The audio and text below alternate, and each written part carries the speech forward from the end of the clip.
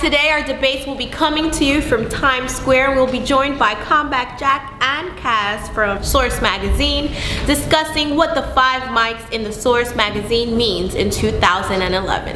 Has the criteria for what makes a 5 mic album, has that changed over the years? Just the same as it's always been. Production wise, has to be off the charts. Lyrically, you gotta be off the charts. You gotta be able to push the genre. A classic album doesn't have to be super duper lyrical. To me, Doggy Style is a classic album. Is it super duper lyrical?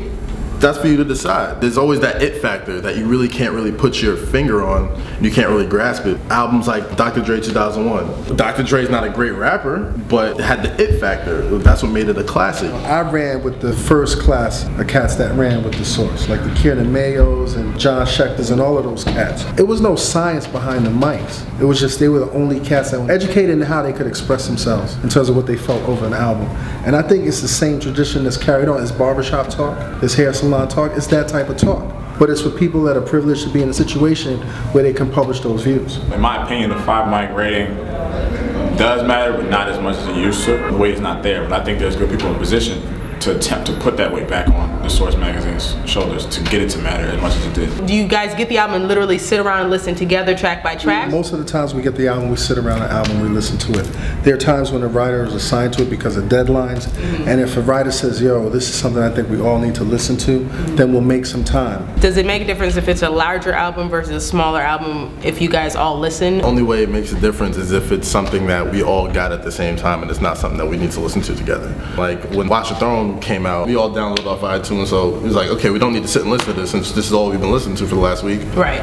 Let's get a review going. You know what I'm saying? What did it get? 4. I thought it should have received a 3.5, but I'm a little harsher with my reviews. Once again, it comes down to what's the average, what's everybody saying. Some people said it should have deserved a 4.5. What happens if you really don't agree? You just live with it? Just gotta live with it. We're a team at the end of the day. Right. So if it's majority rules, it's majority rules. Exactly. Right. You know Yeah, like is that possible to do a 100? We're not gonna do 100. We got deadlines. We're still one of the very fortunate magazines still to be alive in the dying print age. So if you're mad that you think something should got a 4 and we gave it a 4.5, tough. Majority rules. What we do have is a cosign board.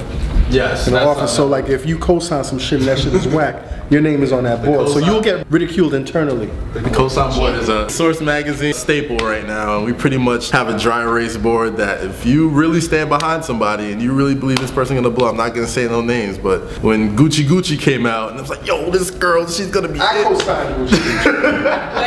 I co-signed Gucci Gucci. I understand that there's this whole new generation where it's really cool to hate on the Source, for whatever reason. If you picked up the magazine, you would see that the very things that you're saying that we don't have in there is in there. The brand in itself, it may have been flawed in the past, but it's not broken. People had problems with Lil' Kim, and people had problems with Lil Brother not getting 5, and people had problems with Eminem not getting 5. These are gripes that people are holding over a decade long. Most of these things that people are still mad about happened in 2001, 2002, 2003, and it's ridiculous. If you're not gonna get over it, then I'm sorry I can't help you, but we're just gonna keep doing what we're doing, make sure it stays positive and continues to reap the praise that it's supposed to. I mean, we did it for Bun B, and as controversial as that was, he came up to us and was like, yo, this is worth us more than a Grammy. We've won this our entire career. Pimp can see this right now. He got really emotional.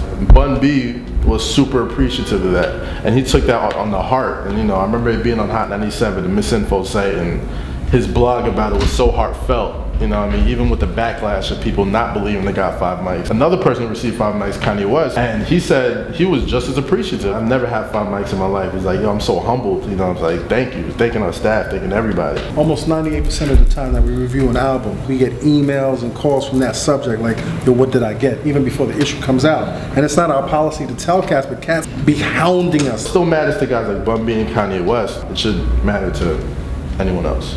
If I give Young Guru or any project he worked on a 1.5, that don't matter? I'm a little disappointed in your response, homie. You've been in the game for a while. You came up with the Source, but then you fall into the category of those cats that's just knee-jerk reaction to, yeah, I'm gonna hate the Source today. Yeah, but it's not a knee-jerk reaction off rip. It's a knee-jerk reaction that's based in some brand of reality.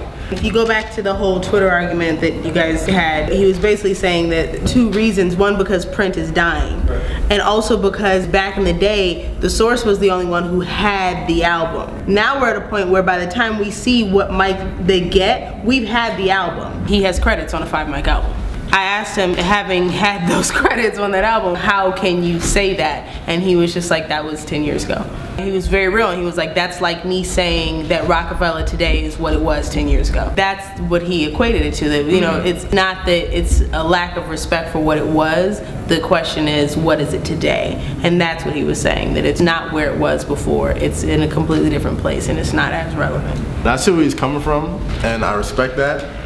But it's not the same type of argument. Go and tell that to Wale. I've had 6 separate arguments with that dude about his 3.5 mics for attention deficit, and he never lets me live it down. 3.5 mics was generous for attention deficit. I remember playing it and giving my mic approval for that. I still think it matters just as much as any rap accolade that you can get. When you're rating an album, you subconsciously say, oh, how many mics does it get? No shots to any other publication or any other rating system, but the mics are the most recognizable form of a rap rating in any album. It's going to continue to matter as long as rappers continue to get mad or happy about it. The question I would have is, who does it matter to? Does it matter to the artist, or does it matter to the public still?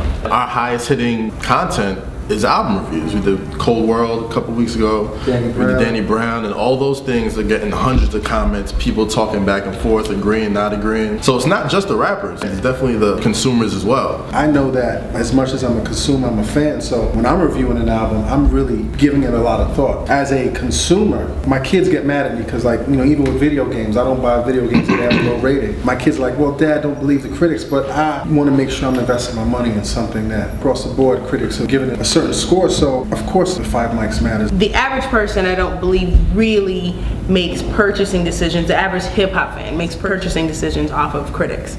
Do you think that the 5 mics matters to them as much as it did, say, 10 years ago, or 15 years ago, or 20 years ago for the fan? This generation, it doesn't matter, because to the founding generation and the one after that for hip-hop, it does, because that was the only system that had the weight to really rate these albums, and the people behind who were rating these albums had the validity to do it. It just doesn't matter to this generation that we're currently in. The critics, we needed them to validate that project. Now we don't have to wait.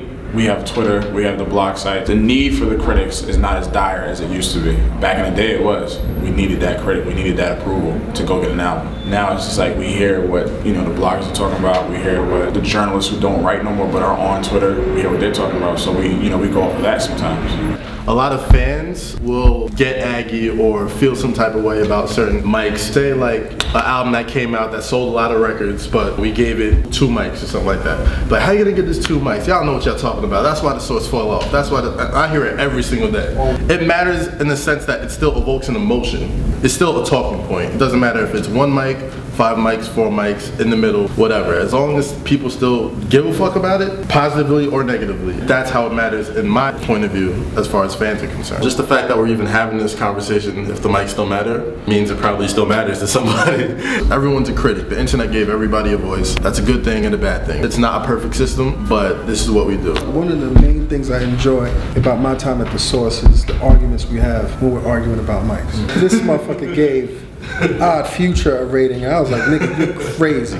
I stand by my rating. I gave Tyler, Creator, Goblin 4 mics, and he thought it should have got 1 mic, 1.5. Are you playing that shit regularly in your home? I still play She. I still play Yonkers. I still play Sandwich. That's one song. I still play. That's one I still song. play a lot of the album. That's Listen, one song. if you're still on the 8 gig iTouch, that means you have a very good album, and I still enjoy listening That to it. means you need to spend your check better, because you need an iPod that has more than 8 gigs. There was a time when Source was the only credible rater of hip-hop albums. If you want to find a rating, you can go anywhere online. It may not carry that same amount of weight because there's a lot of different outlets, but people still come to the Source to see how many mics it got. I mean, I'm talking about fans, not just the rappers and the producers and the executives. People still want to know. Even when I have an album, I still want to read the review because I'm curious to see what other people think.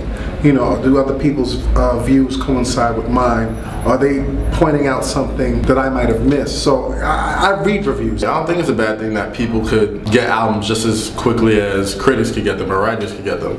It may not matter, but at the end of the day, after they formulate their own opinion, they're still gonna check to the back of the magazine to see how much mic something got. Access to the music, it's definitely a tremendous issue, but I think that you can find your way around that access to the music. Rolling Stone, you know, those reviews still matter. Online reviews from Spin still matter. You know, like there are still Fader, their reviews, you know, like there are magazines, there are publications, whether it be via online or print, there are reviews that still matter.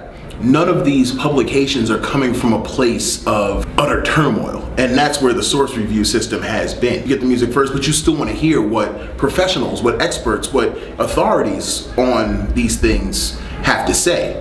And you know, that's what they are. They're an industry authority. They're a music authority. The best thing we can do is just hold up the credibility of it. As long as rap is still in business, there's gonna be people who care about the mic system, and that's what we make it for. It shouldn't evolve. The hell, print in itself had to evolve into online, you know. So to kind of keep that relevance, how does the 5 mic move past where it is now? It has to evolve at some point, because right now, at this point, you're writing reviews, and you have to take a look at that as the downfall of the validity of the mic system. There was a time where you would look at a preview, essentially, at that point, and it was like, oh, this got 5 mics, I need to check this out. Now, we have the link, we have some way of streaming it, labels are doing previews, you have a watermark, you have some way to listen to this album, and you've already formulated your own opinion. My mission, at least when I'm reviewing an album, is it going to elicit good conversation? If you write a review and everybody disagrees with it, then that's one thing.